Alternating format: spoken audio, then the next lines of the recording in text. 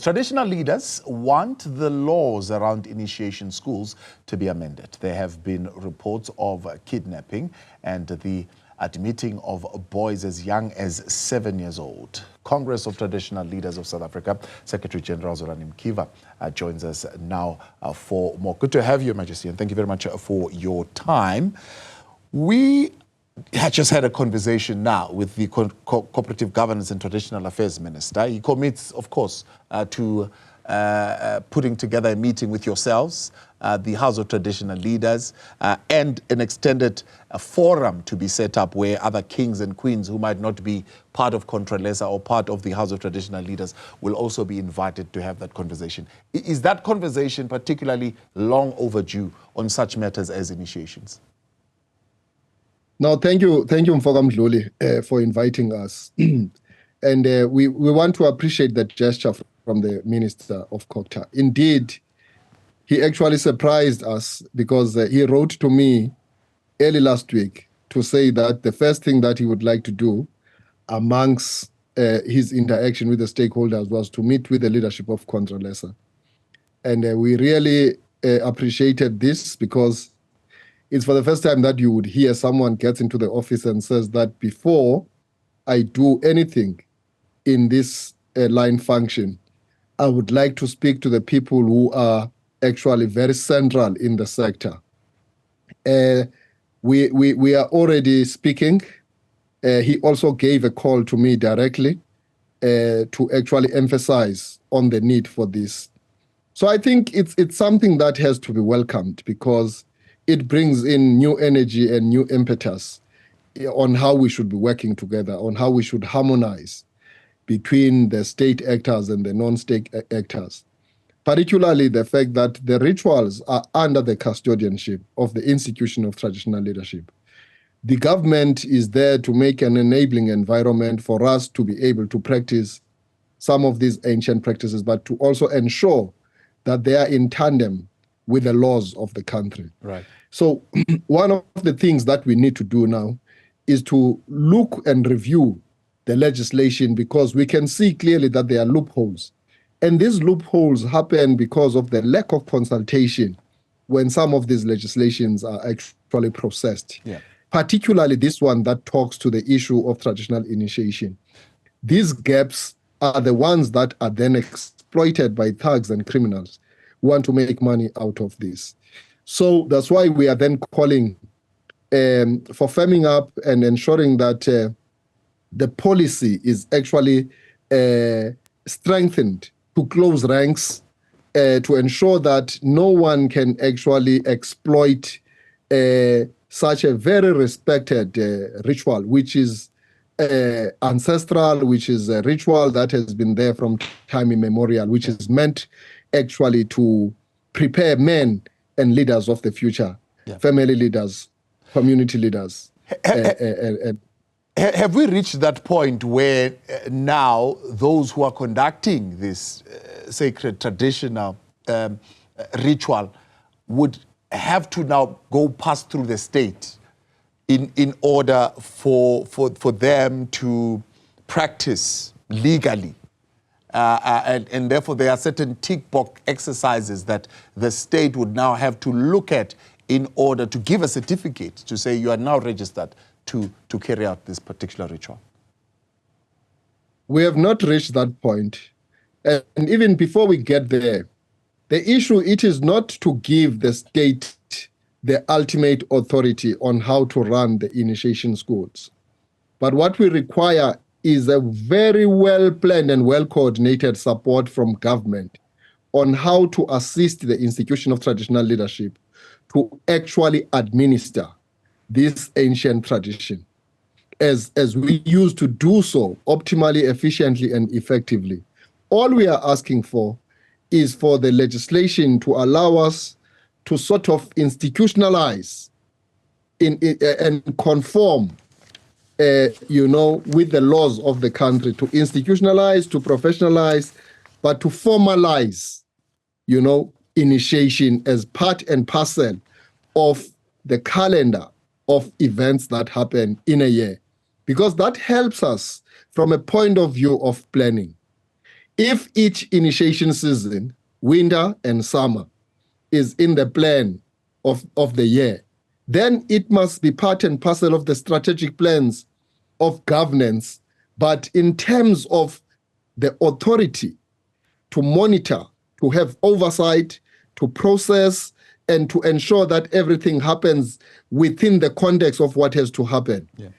That's why we are then calling for that annual performance plan, that initiation itself must be part of that, so that can have a situation where government can budget for that. Because as it were now, there's no budget, and yet the magnitude of managing and processing an initiation season requires resources that are equal to the task. Yes. So when there are no resources, it sets us up for failure, as if there is no capacity. Right.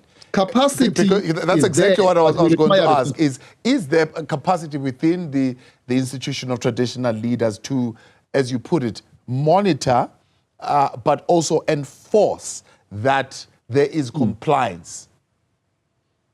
Absolutely. We do have capacity, but we can't have capacity for line functions that are not funded, if you get my point. We can't be, for instance, everywhere because we don't have vehicles to monitor. We don't have drones to be able to have an aerial view of what is happening in villages.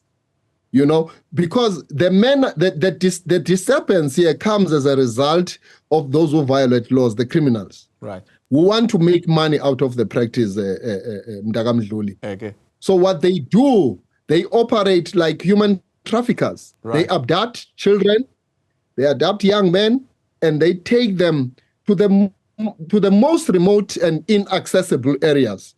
And then they initiate these boys brutally and illegally.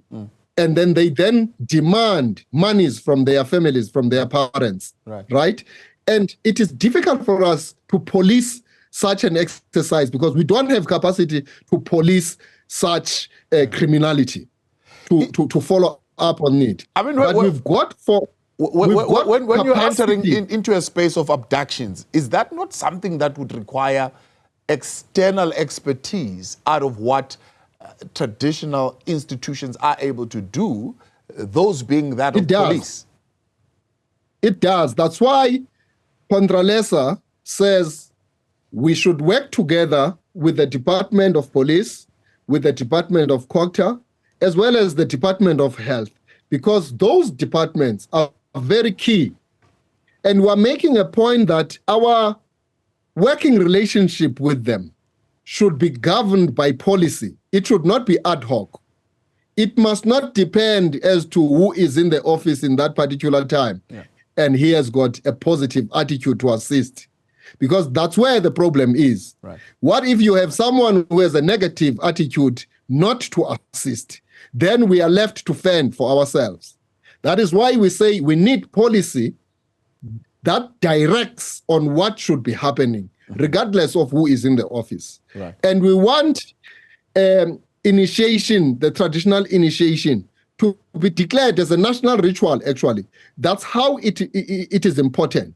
So when we're talking about formalization, we want it to be formalized and institutionalized and be given support in the same manner that we give support to university students with NEFSAS. Right. We must make resources available so that even the poorest and the indigent families are able to enroll their children without any pressure of not knowing where to find the resources to actually enroll their children. So because the criminals are using exactly that point to actually squeeze oxygen out of the poor, out of the poorest of the poor. Off the cuff, on that particular note, I mean, the minister, of course, still to engage with you, but he just gives some kind of suggestion to say, how do we deal with that particular aspect of the economic face, or if you like, of this process where people want to make a quick buck out of it, and therefore, hence the bogus schools that are coming out, to say, regulate how much can be charged for these services? We are open to that. And in fact, it is not even something that is coming from outside the realm of the institution of traditional leadership. This is not a commercial exercise.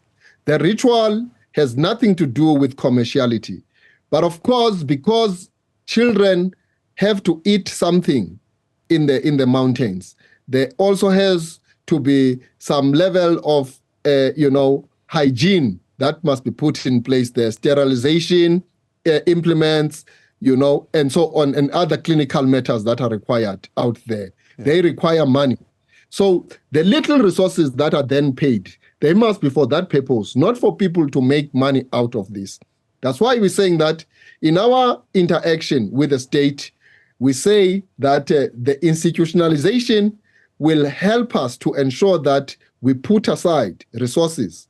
Because without budgeting for such a huge task as a nation is actually to leave things to chance. And that's why criminals see an opportunity and they actually make money out of it.